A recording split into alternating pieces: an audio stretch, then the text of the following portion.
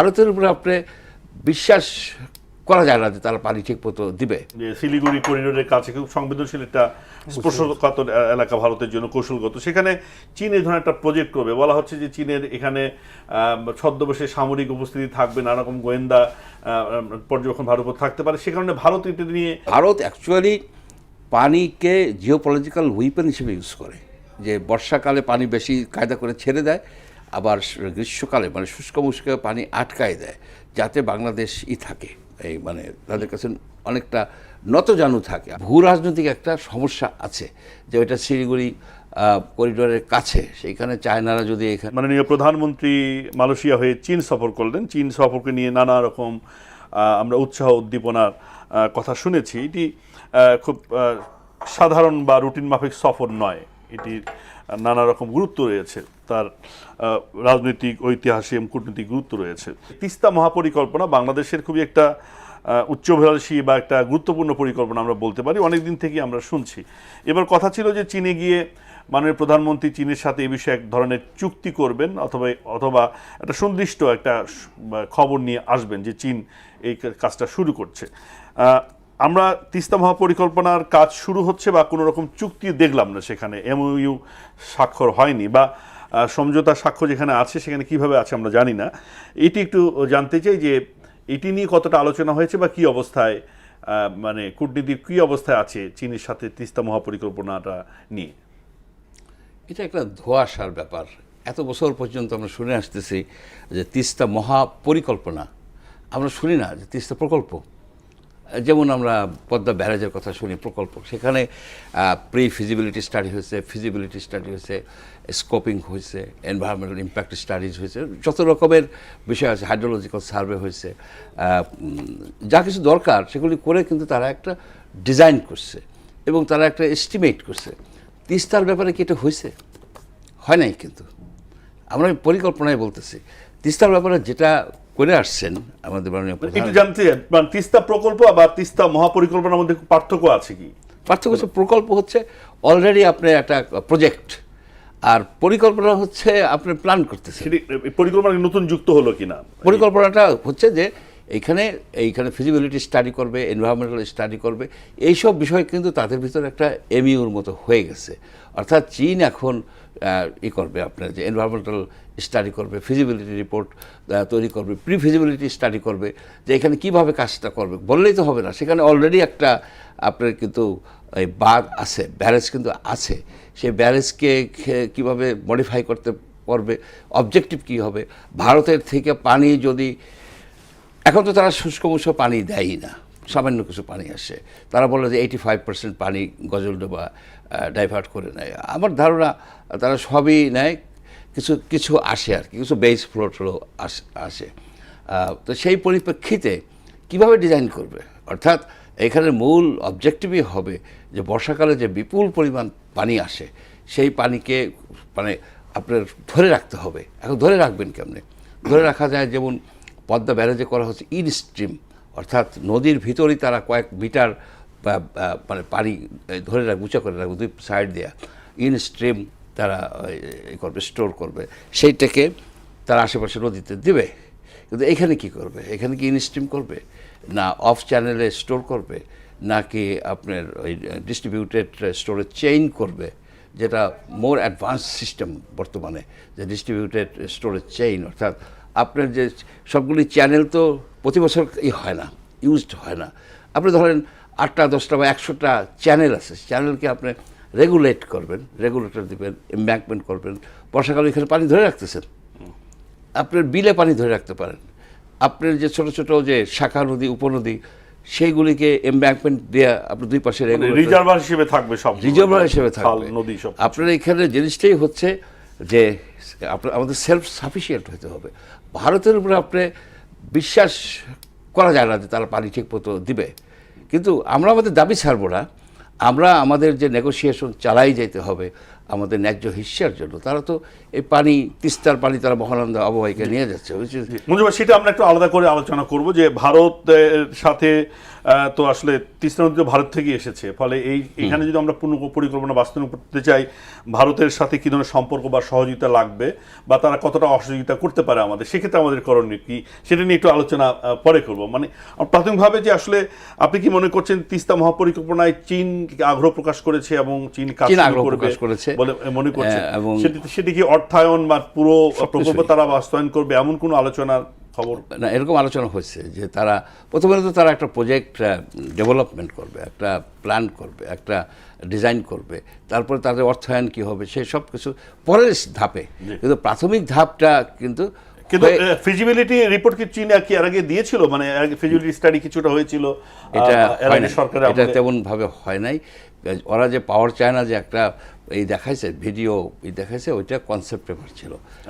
এটা অ্যাকচুয়ালি যে feasibility study হয় নাই, এবং যদি হয়েও থাকে কিন্তু এটা পাবলিক ডোমেনে নাই, যেটা আপনার যেমন পদ্মা ব্যারেজে সব কিছু স্টাডি করা হয়েছে, কইরা তারপরে তারা ডিজাইন করছে, এখন এটা নতুন করে শুরু করতে হবে। সেইখানে ভূ রাজনৈতিক একটা সমস্যা আছে যে ওইটা শিলিগুড়ি করিডোরের কাছে, সেইখানে চায়নারা যদি এখানে কাজকর্ম করে অনেক, তাহলে কিন্তু ইন্ডিয়া একটা বাধা দেয়, বাধা কি ডিপ্লোম্যাটিক বাধা দেয়, সেই জায়গাকে আপনি কীভাবে অ্যাড্রেস করবেন? আমরা নিজেদের ফান্ডিংয়ে করতে পারি। জি জি, সেই জায়গাটা আসবো। ধন্যবাদ ডক্টর মঞ্জু চৌধুরী। মাসুদ করিম, যে কথাটা আসছে যে তিস্তা মহাপরিকল্পনা কেবলমাত্র একটি নিছক প্রকল্প না, সেটা একেবারেই শিলিগুড়ি করিডোরের কাছে, এটা নিয়ে ভারতের নানা রকম বক্তব্য আছে যে ভারতের সাথে চিরবৈরী সম্পর্ক হচ্ছে চীনের, সেখানে যদি তাদের নাকের ডগায় এরকম একটি পরিকল্পনা বাস্তবায়ন করে ভারত এটা কীভাবে নেবে, বা যে সমস্যাটি তৈরি হবে বাংলাদেশ এটিকে কীভাবে মিটিগেট করতে পারে, নাকি আরেক ধরনের সংকট, ভারতের সাথে অনাস্থা বা বৈরিতার সংকট তৈরি হবে এটাকে কেন্দ্র করে আশঙ্কা কেউ করছেন? আপনার বক্তব্য। ধন্যবাদ। এই তিস্তা ব্যাপারে, তিস্তার পানির ব্যাপারে এটা একটা ঐতিহাসিক প্রেক্ষাপট আছে। সেটা নিকট অতীতে আমরা 2011 সালে যখন মনমোহন সিং বাংলাদেশে এসেছিলেন, তখন তিস্তার যে পানি ভাগাভাগি চুক্তি ইন্ডিয়ার সাথে, সেটা মোটামুটি চূড়ান্ত ছিল, খালি সিগনেচার করা বাকি ছিল। কিন্তু শেষ মুহূর্তে ওয়েস্ট বেঙ্গলের তদানীন্তন মুখ্যমন্ত্রী মমতা ব্যানার্জি নিজেকে প্রত্যাহার করে নেন সফরসঙ্গীর তালিকা থেকে এবং এই চুক্তির বিরোধিতা করেন। যেহেতু উনি এই পার্শ্ববর্তী রাজ্যের মুখ্যমন্ত্রী, তার বাধা উপেক্ষা করে আর কেন্দ্রীয় গভর্নমেন্ট আমাদের সাথে চুক্তি সই করে নাই, সেটা হলো প্রেক্ষাপট। আবার তার আগের যদি দেখেন 1996-এ যখন আমরা গঙ্গা চুক্তি করি ভারতের সঙ্গে, তখন ওয়েস্ট বেঙ্গলের মুখ্যমন্ত্রী ছিলেন এই বামপন্থী জ্যোতি বসু, উনি কিন্তু সহযোগিতা করেছিলেন। সুতরাং এটা একটা রিভার্স হয়ে গেছে, যে কারণে এই চুক্তিটা হচ্ছে না। এবং এই তিস্তার যে সমস্যাটা, এই সমস্যাটার সমাধানের সবচেয়ে বড় এবং সুন্দর সমাধান হলো তিস্তার পানি বন্টন চুক্তি করা ভারতের সঙ্গে। আপনারা, আমাদের স্যার হয়তো গিয়েছেন, আমি নিজেও গিয়েছি তিস্তা ব্যারেজ প্রকল্পে। এটা একটা ইউনিক প্রকল্প এবং এই প্রকল্পটা দ্বারা ওই এলাকার যে সেচ ব্যবস্থা এটা পরিচালিত হয়। এই সেচটা বাধাগ্রস্ত হচ্ছে পানির অভাবে, বিশেষ করে শুষ্ক মৌসুমে। তো সেই জন্যে এখন আমরা যেটা মনে করি যে এটা ওই এলাকার মানুষের মাথা করার প্রশ্ন, এটা কোনো রাজনীতি, কূটনীতি বা অন্য কিছু না। দুটো বিষয়, একটা হচ্ছে যে তিস্তার পানির ন্যায্য হিস্সা বা চুক্তি করে আমরা সে পানি যতটুকু পাওয়ার কথা তো আমরা পাবো, আরেকটা হচ্ছে যে সেই পানিটাকে আমরা আমাদের মতো ব্যবহার করবো একটা পরিকল্পনা বা ব্যারেজ প্রকল্পের মধ্য দিয়ে। কিন্তু আমরা তো মহাপরিকল্পনা বাস্তবায়ন করছি, কিন্তু পানির যে তিস্তা চুক্তিও তো ভারতের সাথে হলো না, পানি কতটুকু পাবো পেলাম না, তার আগে যদি এই পরিকল্পনায় আমরা অর্থ ব্যয় করি বা পরিকল্পনা বাস্তবায়ন করি, সেটি আসলে কোনো রকম সংকট তৈরি করবে কিনা, নিশ্চয়ই এটা মঞ্জু হয়ে যোগ করবে। হ্যাঁ, যেটা আমি বলি যে ওয়াটার রিসোর্সেস হল শেয়ার্ড রিসোর্স, এটা কোনো একটা দেশের সম্পদ না। এটা উজানে থাকলে ইন্ডিয়ার হবে বা এর উজানে বা চায়না থাকলে চায়নার হবে, তা নয়। এটা হলো আন্তর্জাতিক নিয়ম এবং সাধারণ নিয়ম অনুযায়ী, মানে বৈশ্বিক সাধারণ নিয়ম অনুযায়ী এগুলি শেয়ার, যে যেখানেই থাকুক, সে ভাটিতে থাকুক আর উজানে থাকুক, সেই হিসাবে আমাদের একটা ন্যায্য পিসা পাওয়ার অধিকার অবশ্যই আছে। যদি অধিকার মানে না দেওয়া হয়, তাহলে বোঝা যাচ্ছে যে এই অধিকার থেকে বঞ্চিত করা হচ্ছে। আর দ্বিতীয় হলো যে এই নদীটার অগমেন্টেশন, নদীর প্রাণ বাঁচিয়ে রাখা, এই সমস্ত কারবার কিন্তু সব দেশের যৌথভাবে করা উচিত, লেন্থের উপর ভিত্তি করে, এবং সেটার ব্যবহারটা সে হওয়া উচিত। আর দ্বিতীয় যে প্রশ্নটা এখন আসছে যে তিস্তা যেহেতু এখনও চুক্তিটা হচ্ছে না, তা আমরা বহু বছর ধরে এটা আলোচনাটা চীনের সাথে হচ্ছে যে এখানে আমরা এটা একটা প্রজেক্ট আকারে বা পরিকল্পনা আকারে তিস্তার বর্তমান ব্যবস্থাটাকে উন্নত করা, মানে বর্তমান পানি ব্যবস্থাকে। এটার মধ্যে এখনও যেটা প্রাইম মিনিস্টার যখন গেলেন এইবার তারেক রহমান সাহেব, ওখানে একটা আলোচনা হয়েছে তিস্তা, এটা আগেও আলোচনা হয়েছে, সেটা তারা একটা ফিজিবিলিটি স্টাডি করবেন যে অ্যাকচুয়ালি কী করা যায় না করা যায়। তো এটা ফিজিবিলিটি স্টাডি, এটা ভেরি প্রাইমারি স্টেপ, এখানে আমরা কিছুই বলতে পারতেছি না।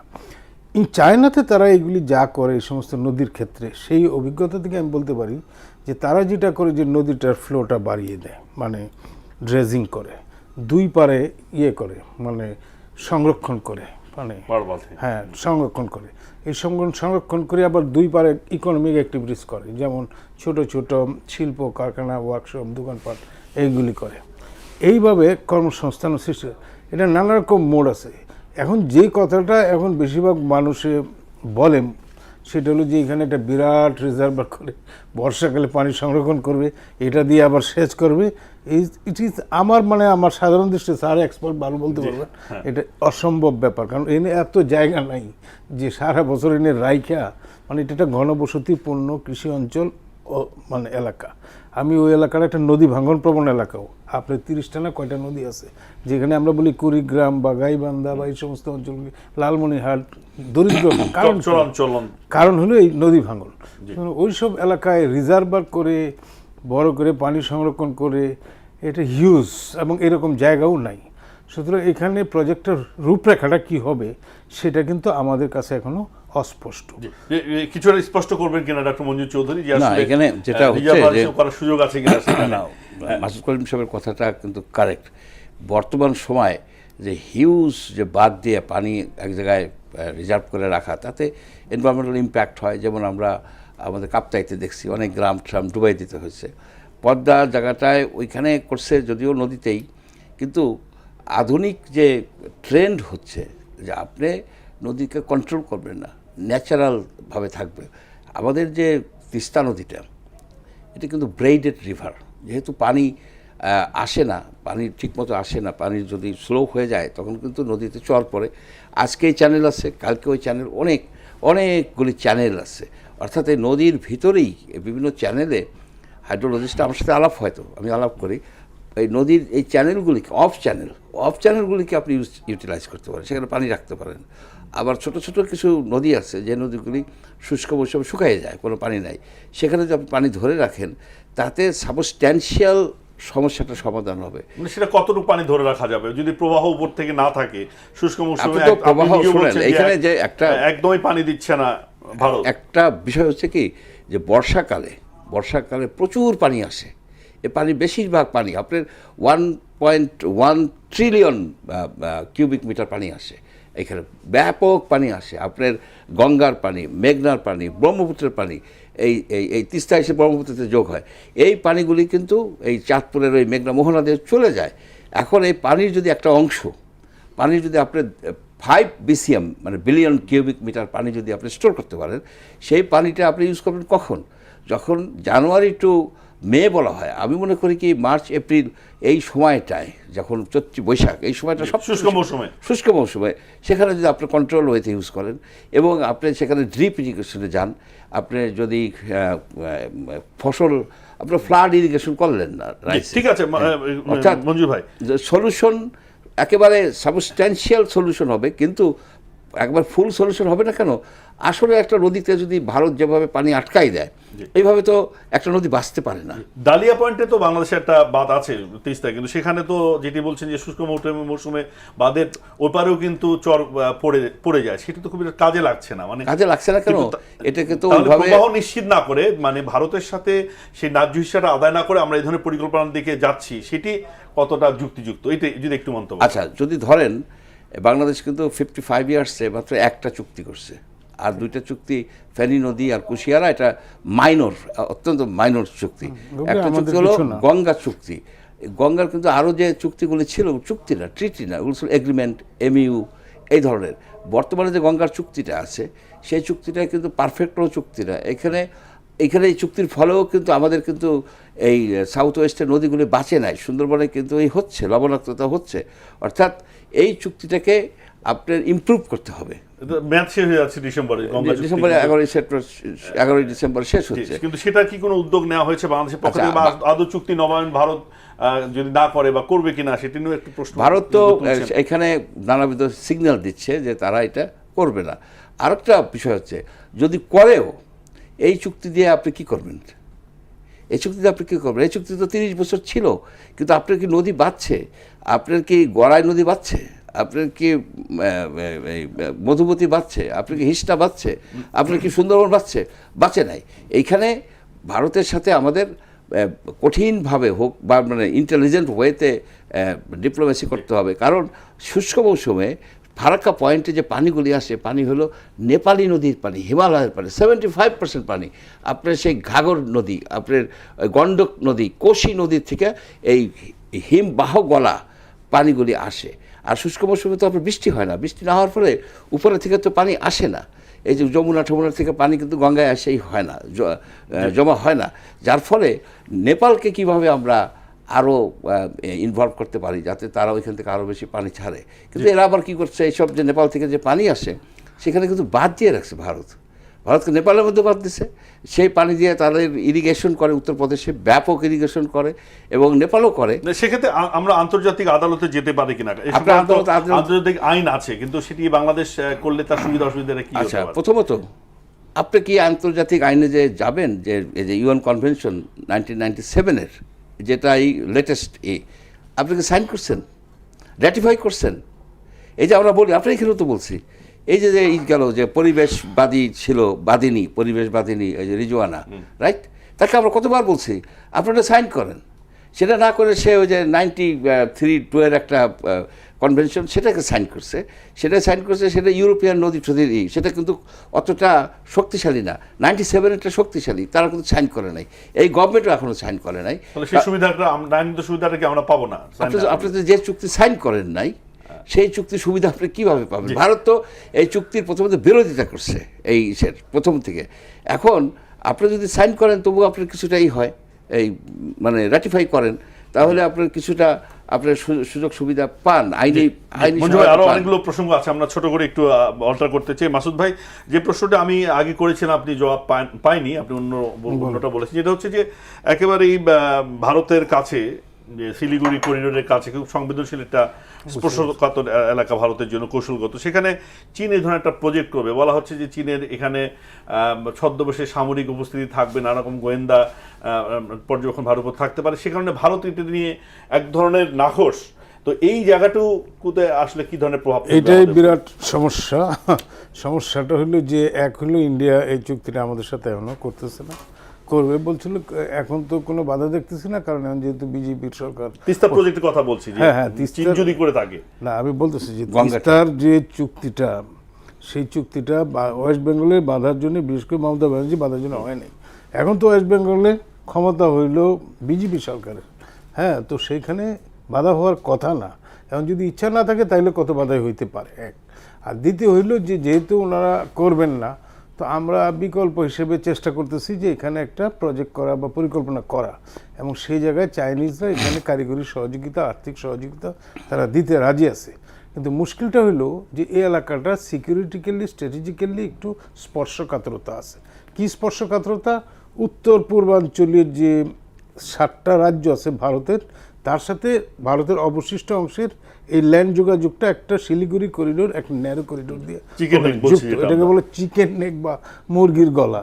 তো এই মুরগির গলার মতো এই জায়গাটা যদি এখানে মানে ভুটান আছে, বাংলাদেশ আছে, চায়না আছে, চায়না যদি ওদের যেহেতু একটা রাইভারালি আছে সিকিউরিটিক্যালি, তারা যদি এটা বন্ধ করে দেয় তাহলে বিচ্ছিন্ন হয়ে যাবে স্থলভাগ দিয়ে। সেই জন্যই তারা এইখানকার জায়গায় অনেক রকম সামরিক স্থাপনা এটা ওইটা করেছে ভারত। এবং ভারত এটাও মনে করে যে এটা যদি আমরা এখানে যদি লালমনিরহাটে একটা এয়ারবেস করি, কিংবা এখানে যদি এই তিস্তার প্রজেক্টটা নেওয়া হয় চাইনিজ অর্থায়নে, তো এটা একটা নর্মাল স্থাপনার চেয়ে তারা মনে করে যে এটার মধ্যে একটা সামরিক ভারত তো আগ্রহ দেখিয়েছিল, এটা ইমপ্লিকেশন আছে, এটা তারা মনে করতে পারে। এবং সেই জন্যই তারা ডিপ্লোম্যাটিক্যালি গোপনে এটার ব্যাপারে তাদের কনসার্নও আমাদের গভর্নমেন্টের জানাই বলে আমি ধারণা করি। এবং সেই সব কারণে কিন্তু এই জিও পলিটিক্যাল এই রাইভারালির কারণে কিন্তু আমাদের এই যে মাচা মারার প্রশ্ন, আমরা কিন্তু সেই জায়গায় ভিকটিম হয়ে আসি। তো এই জিনিসটা হলো বড় সমস্যা। তো আমার ধারণা এইবার যে মাননীয় প্রধানমন্ত্রী সেখানে গেলেন, সেখানে সেই জন্যই তারা একটু কশাস অগ্রসর হচ্ছে। এবং সেক্ষেত্রে এই প্রজেক্টটা যদি তিস্তা প্রজেক্টটা যদি কোনো রকম প্রজেক্ট হয়, সেক্ষেত্রে আমার ধারণা বাংলাদেশ সরকার চীনকে এককভাবে এই প্রজেক্ট করতে নাও দিতে পারে। এই প্রজেক্টটা বাংলাদেশ সরকারের নিজের প্রজেক্ট করে চীন এবং আদার পার্টনারদেরকে সঙ্গে নিয়ে আসার আমন্ত্রণ জানাইতে পারে, যাতে ইন্ডিয়ার ভেতরে এই নিয়ে কোনো কনসার্ন না থাকে। কিন্তু সমস্যাটা হলো এই ক্ষেত্রে আবার চায়না আসবে কিনা। এখন ফিজিবিলিটি স্টাডিটা পুরোটাই হয়তো চায়না এবং বাংলাদেশ গভর্নমেন্ট মিলেই করবে, কিন্তু যখন প্রজেক্ট আসবে তো একটা প্রজেক্টের মধ্যে তো নানা কম্পোনেন্ট থাকে। তো একটা কম্পোনেন্ট হয়তো জার্মানি দিল, কথার কথা নেদারল্যান্ডসকে দিল, তারা ইউএসএ আছে, ইউএস আর্মির অনেক দিল, বাংলা সরকার কিছু করলো, কিছু চায়না দিল। সেই জায়গাটায় হয়তো চায়না আসবে কিনা, কারণ চাইনিজরাও তাদের স্ট্র্যাটেজিক ইন্টারেস্টের তারপরে নিশ্চিত করে এই প্রকল্প যে বাস্তবায়ন হচ্ছে এটি বলা যাচ্ছে না, পর্যন্ত বলা যাচ্ছে এখনো বলা যাচ্ছে না, কারণ এটা ইটস এ জিও পলিটিক্যাল এবং স্ট্র্যাটেজিক রাইভারালির কারণে এটা আমাদের দেশের মানুষ। ডক্টর মঞ্জুর চৌধুরী, আমরা জেনেছি যে তিস্তার উজানে যে গজলডোবা সেখানে বাদ দিয়েছে ভারত, পানি তো প্রত্যাহার করে নিচ্ছে, আরো 11,000 কোটি রুপি বরাদ্দ করেছে গত এই 22 তারিখে আমাদের বাজেটের আগে। তারা আগেই বরাদ্দ করেছে যে তিস্তাকে নিয়ে আবার তারা নিজস্ব একটা পরিকল্পনা, দুটো বড় বড় ক্যানেল করতে চায়, আরো করতে চায়। তো সেটি যদি করে, মানে পানি তো আরো বেশি ব্যবহার করবে ভারত, মানে আমাদের জন্য আসলে কি থাকবে সেক্ষেত্রে? আমাদের কূটনৈতিক প্রয়াস কি হতে পারে? আমরা কূটনৈতিক যে অবস্থা দেখছি তাতে ভারতের সাথে সেই জায়গাটা কি শুরু করা গেছে? এটা ভারত না, এটা করছে পশ্চিমবাংলা সরকার, কেন্দ্রীয় সরকার এটা করে নাই। যে সেচ প্রকল্প, তিস্তার যে সেচ প্রকল্প, এটাকে এক্সপ্যান্ড করার জন্য 11,000 কোটি রুপি তারাই করছে। এখন দুইটা ক্যানেল আছে, একটা আছে অ্যাকোয়াডাক্ট, ওই বাম দিকেরটা অ্যাকোয়াডাক্ট, আর একটা আছে মহানন্দ ক্যানেল, লিঙ্ক ক্যানেল। এখন তারা এর আপস্ট্রিমে আরও দুটো ক্যানেল করে তাদের যে 9 লক্ষ হেক্টর জমিতে তারা ইরিগেট করে আরও বাড়াতে চাচ্ছে। অর্থাৎ তাদের ইন্টেনশন আমার কাছে মনে হচ্ছে ভালো না, কারণ পানি তো এমনিই দেয় না। তারপর যদি আরও দুইটা করে, তারা তখন দেখাবে যে প্রায়র ইউজ, আমরা অলরেডি ইরিগেশন করতেছি, এখান থেকে পানি দেওয়া যাবে না, অলরেডি আমরা ইউজ করছি, পানি দেওয়া যাবে না। আর একটা জিনিস হচ্ছে ভারত অ্যাকচুয়ালি পানিকে জিওপলিটিক্যাল উইপেন হিসেবে ইউজ করে, যে বর্ষাকালে পানি বেশি কায়দা করে ছেড়ে দেয়, আবার গ্রীষ্মকালে মানে শুষ্ক মুষ্কে পানি আটকায় দেয়, যাতে বাংলাদেশ থাকে, এই মানে তাদের কাছে অনেকটা নতজানু থাকে। আপনি দেখবেন যে ট্রান্স বাউন্ডারি যে রিভার, আন্তঃসীমান্ত যে নদী 54টা বলা হয়, অ্যাকচুয়ালি নদী 100-রও বেশি। সেখানে প্রত্যেকটা নদীর মাথায় উজানে তারা কিন্তু ওই বাঁধ দিছে, গ্রোইং করছে, পানি উঠাই নিয়ে গেছে, রাবার ড্যাম আছে, যার ফলে এখানে আমাদের একটা স্ট্যাঙ্গল হোল্ড করছে। আরেকটা কথা তারা প্রায় বলে যে শিলিগুড়ির ইসের কাছে যদি চাইনিজ ওয়ার্কাররা আসে, তারা কি কামান বন্দুক নিয়ে আসবে কিনা? Definitely not. তারা তো মিসাইল নিয়ে এই কাজ করবে না, তারা আনবে ড্রেজার, এক্সকাভেটর ইত্যাদি। ভারতকে বলা দরকার যে তোমার এই শিলিগুড়ি চ্যানেল থেকে ঠিক নর্থে 90 মাইল নর্থে ডোকলাম বলে জায়গা আছে, যেটা এই ভুটানের জামফেরি ভ্যালিতে, ওইখানে তো একেবারে মানে সকল রাস্তা টাস্তা আছে, যে কোনো সময় তারা কিন্তু এখান থেকে নেমে আসতে পারে। হ্যাঁ, চীন। আচ্ছা, তো সেটাকে তারা ঠেকায় না কেন? তারা এইখানে মেইন জিনিসটা হচ্ছে যে আমরা যেন পানির জন্য হাহাকার করি, সরকারের উপরে সবসময় একটা চাপ থাকে। সেজন্য আমি যে কনসেপ্টের কথা সবসময় বলি যে পানির ব্যাপারে ভারত অবিশ্বস্ত বন্ধু, এই বিষয়টা মনে রাখতে হবে। আপনি যত কিছুই করেন না কেন, আপনি দাঁড়িয়ে পয়েন্টে যে ব্যারিজটা করছেন, এটাকে ইউজলেস করে ফেলাইছে, কিন্তু পানি না দিয়া একেবারে ইউজলেস করে ফেলছে। তারা তো 83-তে চুক্তি করছিল না এরশাদের আমলে, ওবায়দুল্লাহ খান এবং ওদের সেচ মন্ত্রী, পানি জল সম্পদ মন্ত্রী কি মাঝি, এরা করছে, কিন্তু সেই চুক্তি তো তারা মানে নাই। সেই চুক্তি 3 বছর পরে। ডক্টর মঞ্জুর, এই যে ভারত এই ধরনের আচরণ করছে বা চুক্তি মানছে না, সেক্ষেত্রে মানে কূটনৈতিক চ্যানেলটা কি হতে পারে, প্রয়াসটা কি হতে পারে? কেউ কেউ বলছেন যে বাংলাদেশের নদী কূটনীতি দরকার, মানে জল কূটনীতি একটা আলাদা কূটনীতি সেকশন থাকা দরকার, এই প্রস্তাবটাও আসছে। উপায়টা কি হতে পারে? এটা হলো যে একটা রাজনৈতিক সদিচ্ছার ব্যাপার। এখানে আমাদের একটা দুই দেশের সম্পর্ক একেবারে 71 সালের মুক্তিযুদ্ধ থেকে শুরু, এবং সম্পর্কটা তখন যে সম্পর্কটা ছিল সেই সম্পর্কটা ধীরে ধীরে ক্ষতিগ্রস্ত হয়েছে। কী কারণে ক্ষতিগ্রস্ত হয়েছে? যে সম্পর্কটা সাস্টেনেবল করতে হলে ইচ আদার যে কনসার্ন সেগুলো অ্যাড্রেস করা দরকার ছিল। যেমন ওনাদের একটাই কনসার্ন, সেটা হলো সিকিউরিটি, অর্থাৎ নর্থ ইস্টের কোনো রকম যে তাদের যে বিচ্ছিন্নবাদী গোষ্ঠীগুলি আমাদের এখানে যাতে আশ্রয় প্রশ্রয় না পায়, সেই জায়গাটা শেখ হাসিনা খুব উদারভাবে হেল্প করেছে।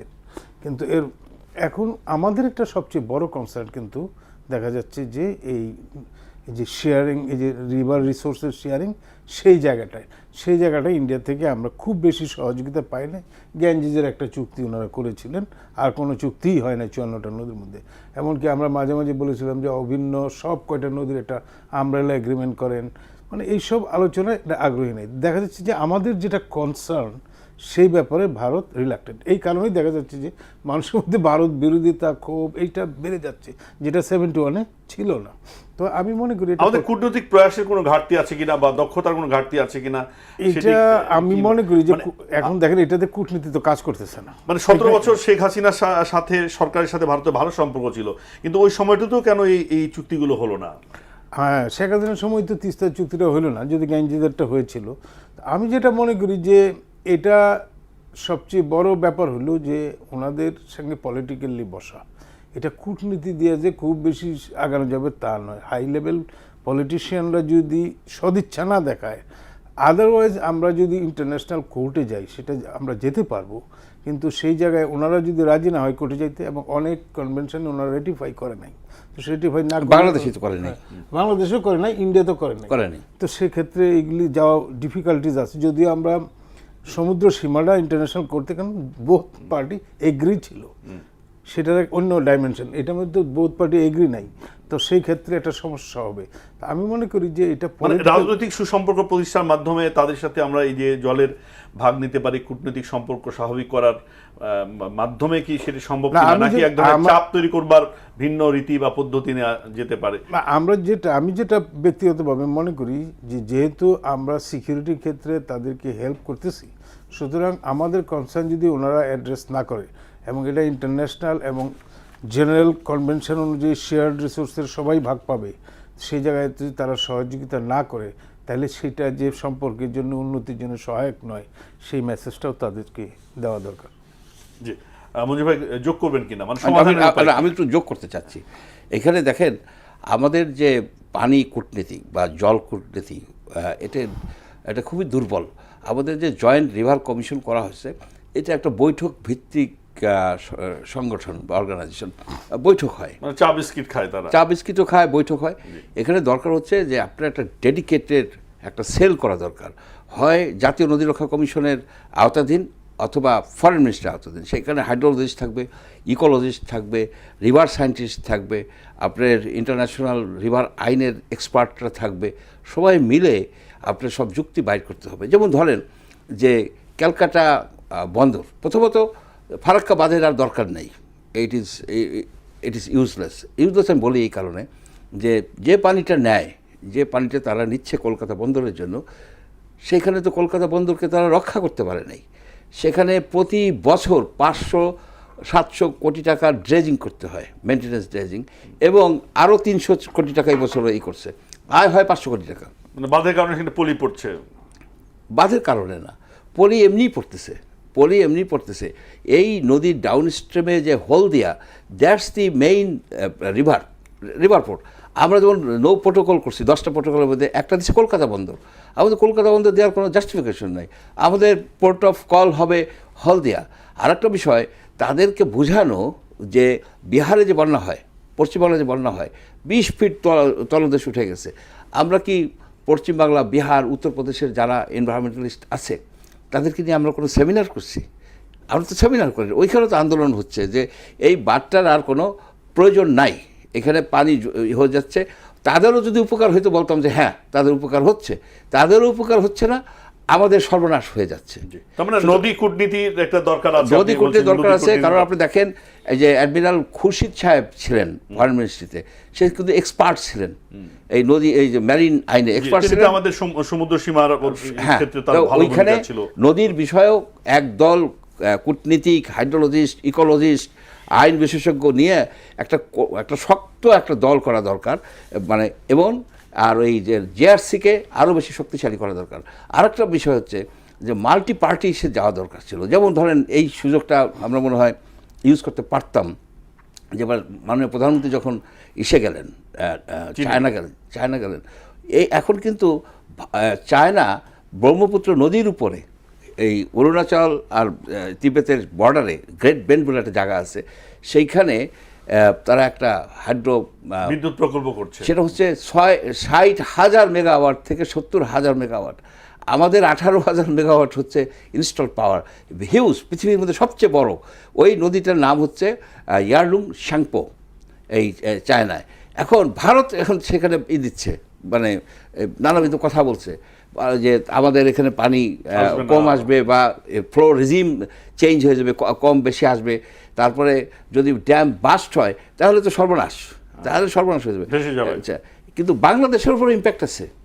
এই যে পানিটা ফ্লো রেজিম যদি চেঞ্জ হয় ব্রহ্মপুত্রের, বাংলাদেশের টোটাল পানি যে আসে সারা বছর তার 55% পানি আসে হলো ব্রহ্মপুত্র দিয়ে। সুতরাং তিস্তা তো গুরুত্বপূর্ণ আছেই, কিন্তু ব্রহ্মপুত্র আমাদের জন্য সবচেয়ে বেশি গুরুত্বপূর্ণ। এই ইসের যে ব্রহ্মপুত্র পানি তারা সে নিয়ে চীনও এখানে প্রত্যাহার করছে, ভারত তো করছেই। ভারত ব্রহ্মপুত্র পানি প্রত্যাহার করতে পারতেছে না। ব্রহ্মপুত্র এত পানি আর প্রত্যাহার করে তারা কোথায় নেবে?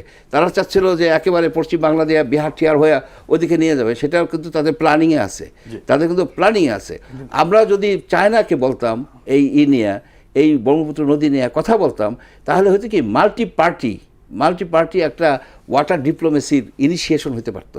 তাহলে আমাদের ওই নেপালকেও ইনক্লুড করতে পারতাম। নেপালকে ইনক্লুড করা দরকার, কারণ আমাদের গঙ্গা চুক্তির জন্য, গঙ্গার পানি অগমেন্টেশনের জন্য নেপাল।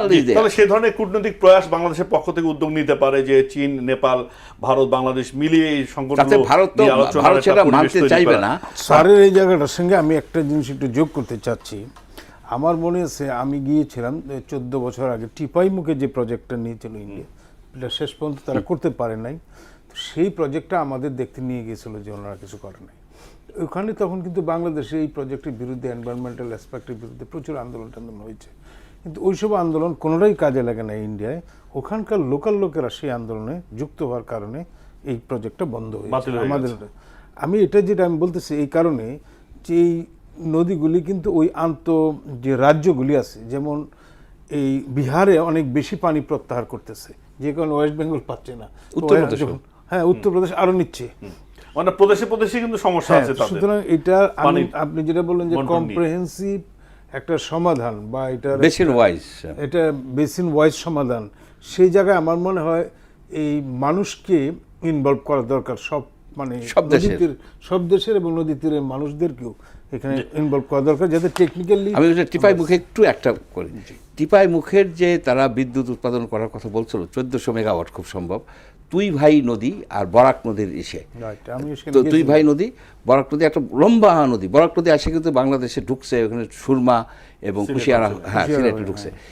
এইখানে আমরা স্টাডি করে দেখছি সেই সময় ভারত একটা গেম খেলছে যে আমরা টিপাই মুখ বাদ করতেছি, তাহলে তোমরা এটা করো। সেই সময় তো আপনার এই নানাবিধ চাপ সৃষ্টি করছে, বাংলাদেশের মধ্যে বিশাল আন্দোলন হলো, কিন্তু ওইখানে বিদ্যুৎ উৎপাদন করে তাদের বিদ্যুৎ বেচবে কোথায়? তারা চারিদিকে জঙ্গল, চারিদিকে পাহাড়, এখানে কোনো কনজামশন করা নাই। আর ইলেকট্রিসিটি হচ্ছে কন্টিনিউয়াস প্রোডাকশন কমোডিটি, ওটা তো বন্ধ রাখা যায় না, রাইট? এবং তারা কিন্তু এই যে 20 বছর হয়ে গেছে, তারা কিন্তু এখানে করে নাই। কিন্তু এটা একটা, আমার কাছে মনে হয় একটা ধোঁকা দেওয়া হয়েছে যে আমরা এটা করব, তুমি আমাদেরকে এই ছাড় দাও, ঠিক আছে আমি করলাম না। এরকম নানাবিধ কাজ করবো, লোকাল লোকেরা বিরোধিতা করছে। এবং এই যে আন্তঃনদী যে প্রজেক্টটা ছিল, সেটা কিন্তু ইন্ডিয়ার ইন্টারনাল এর কারণে, এবং এটা অর্থায়নের জন্য তারা যখন আপত্তি জানালো এলডিবি, ওয়ার্ল্ড ব্যাংক এদের কাছে, সেখানে কিন্তু আমাদের আপত্তি ছিল। ছোট করে আমরা আলোচনার শেষের দিকে একটু আসতে চাই যে চীন মিয়ানমার ইকোনমিক করিডোর আছে, সেই করিডোর বাংলাদেশে যুক্ত করার কথা আলোচনাটা হয়েছে, যে সেখানে বাংলাদেশ একেবারে কক্সবাজার চট্টগ্রাম পর্যন্ত আসবে, ইকোনমিক একটা তৈরি হবে। এটি আসলে মানে কতদিন নাগাদ হতে পারে, বা আদৌ কি এটা কোনো করিডোর তৈরি করার কিছু না, এটা তৈরি হয়ে আছে, সেটা আমরা শুরু করলেই হলো। এখানে কিন্তু নতুন করে একটা রাস্তা করা হবে তা নয়, এটা হলো যে বঙ্গোপসাগর থেকে আমাদের এই পণ্য বা চাইনিজ পণ্য ওইটা ওইখানকে চাকতাই ওর ইয়াঙ্গুন পোর্ট পর্যন্ত যাবে, সেখান থেকে কুনমিং পর্যন্ত রোড আছে, ইউনান প্রদেশে। সেটা ওপেন করবে। এখন রাজি হইতে হবে মিয়ানমারকে রাজি করানোর দায়িত্ব চায়নার, বিকজ চায়নার সাথে তাদের সম্পর্ক কিন্তু ভালো মিয়ানমারে আছে। তো আসলে কোনো কেন্দ্রীয় সরকার নাই, সেখানে 60% বিদ্রোহীদের দখলে আছে। এই পরিস্থিতিতে কিভাবে না, মিয়ানমার আমরা সংযুক্ত এই করবে? জায়গাটা আমরা পরিহার করি, কারণ এই যে জায়গাটা দিয়ে এই যে আমাদের সাথে সীমান্তের যে জায়গাটা, সেই জায়গাটা তো ওদের দখলে, বিদ্রোহীদের দখলে। জি। কিন্তু আমরা তো যাচ্ছি সমুদ্র পথে, সমুদ্র পথে তো কোনো বিদ্রোহী নাই। সমুদ্র পথে আমরা ইয়াঙ্গুন বন্দর চলে গেলে, ইয়াঙ্গুন তো ওখান থেকে তো সেন্ট্রাল গভর্নমেন্টের নিয়ন্ত্রণ আছে। আর দ্বিতীয় কথা হলো যে সড়কপথের কথাটাও বলেছে তো। সড়ক পথ তো ইয়াঙ্গুন থেকে বা অন্যান্য পোর্ট থেকে। আর দ্বিতীয় কথা হলো যে আরাকান আর্মি বা যতগুলি বিদ্রোহ গোষ্ঠী আছে বার্মার, প্রত্যেকটা বিদ্রোহী গোষ্ঠীর সাথেও চীনের সম্পর্ক আছে, ওদের সামরিক জান্তার সাথে সম্পর্ক। সুতরাং চীনের এখানে কন্ট্রোল আছে, এবং চাইনিজরা যে রোডগুলি করিডোরগুলি বিভিন্ন দিকে করতেছে, এটা একটা আমার মনে হচ্ছে ব্রাঞ্চ। কারণ আমি যখন সিনজিয়াং প্রভিন্সে গেলাম, সেখান থেকে সেন্ট্রাল এশিয়া পর্যন্ত তারা রোড তৈরি করছে। তো তারা একটা কানেক্টিভিটিকে হাব করছে চায়নাকে সেন্টার করে। তো এই জায়গায় এটা করতে চাচ্ছে, এটা আমার মনে হয় এটা পজিটিভ এই অর্থে যে আমরা একটা ইস্ট এশিয়ান হরাইজনকে আমরা উন্মুক্ত কিন্তু করলাম। সেই দেশগুলোর মধ্যে মানে একটি মাত্র ভ্রাতৃত্বের সম্পর্ক বা রাজনৈতিক সুন্দর পরিবেশ তো থাকতে হবে। মিয়ানমারের সঙ্গে চীন মিয়ানমার ইকোনমিক করিডোর কিন্তু চালু হয়নি, হয়েছে অনেক আগে, কিন্তু এটা কার্যকর নয় যতটা আমরা খবর জেনেছি এই সংকটের কারণে। এখানে এটা আমি অ্যাড করতে চাচ্ছি যে প্রথমে যেটা ছিল যে বেল্ট অ্যান্ড রোডের তাদের যে প্ল্যান ছিল, বিআরআই, হ্যাঁ, সেই ইনিশিয়েটিভটা ছিল, সেখানে কিন্তু ভারতকেও তারা অ্যাড করছিল নর্থ ইস্টকে নিয়ে, কিন্তু ভারতে সেটা করছিল এই যে বিসিএমআই, বিমস্টেক না বিসিএমআই, বাংলাদেশ, চায়না, ইন্ডিয়া, চার দেশ মিলে আচ্ছা, এখন এটা ভারত ইন্ডিয়ার বাদে, আগ্রহ ছিল। ভারত শেষ করতে বাদে। হবে, মঞ্জু ভাই, আচ্ছা, এই জায়গায় যেটা হচ্ছে যে এই কুনমিং, চায়নার যে কুনমিং থেকে একটা করিডোর, একটা expressway, railway expressway trial run হয়েছিল। আচ্ছা, সেটা তারা মান্ডালয় হয়ে চিয়াকফু বলে একটা পোর্ট করছে। শেষ করতে হবে। চিয়াকফু, এই চিয়াকফু দিয়ে চিয়াকফু কিন্তু বঙ্গোপসাগরের একটা পোর্ট, সেখানে কিন্তু তারা তেল তারা কিন্তু এখান থেকে করে, প্রায় চায়নার 7% তেল কিন্তু চিয়াকফু দেওয়া যায়। অর্থাৎ আমরা যদি এটা যোগ করতে পারি, তাহলে কিন্তু চিয়াকফু পোর্টও আমাদের সেটা ভালো হবে। কানেক্টিভিটিটা তৈরি করা জরুরি। জি, সেটি আমরা দেখতে চাই ভবিষ্যতে যেন সেটি বাস্তবিত হয়।